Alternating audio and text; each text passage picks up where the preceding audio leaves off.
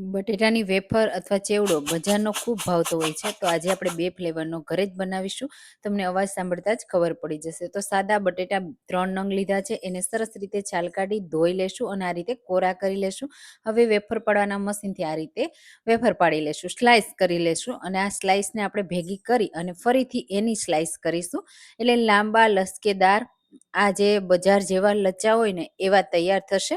હવે એને સરસ રીતે 3 થી 4 પાણીથી ધોઈ લેશું. આ રીતે બધું પાણી નિતારી અને કોઈ પણ કોટનના કપડામાં કોરા કરી લેશું. ઉપરથી તમે કપડાથી કોરા કરી શકો છો. પછી એકદમ લો ફ્લેમ ઉપર આપણે એને ફ્રાય કરવાનું છે અને તેલ પણ એકદમ લો હોય, ઓછું તેલ મૂકવાનું, એટલે આ રીતે ક્રિસ્પી થાય અને એકદમ ક્રિસ્પી કુરકુરી થઈ જાય ને એટલે કાઢી લેવાની.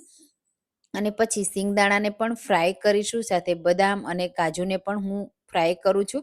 તમને જે ચેવડામાં પસંદ હોય એ બધું જ એડ કરવાનું. તમને આ ચેવડાની રેસીપી કેવી લાગી કમેન્ટમાં ચોક્કસથી કહેજો. તો મીઠો લીમડો પણ મેં ફ્રાય કર્યો છે. હવે તૈયાર કરેલી વેફરને તમે જુઓ, અવાજ સાંભળતા તમને ખબર પડી જશે કેટલી ક્રિસ્પી છે. તૈયાર કરીને બધી વસ્તુ એડ કરી દઈશું, સાથે મીઠું અને ખાંડનો પાવડર પણ એડ કરીશું, મિક્સ કરીશું. તો સાદો ચેવડો તૈયાર થઈ ગયો. હવે મસાલેદાર ચેવડામાં લાલ મરચું પાવડર અને ટોમેટો પાવડર એડ કરી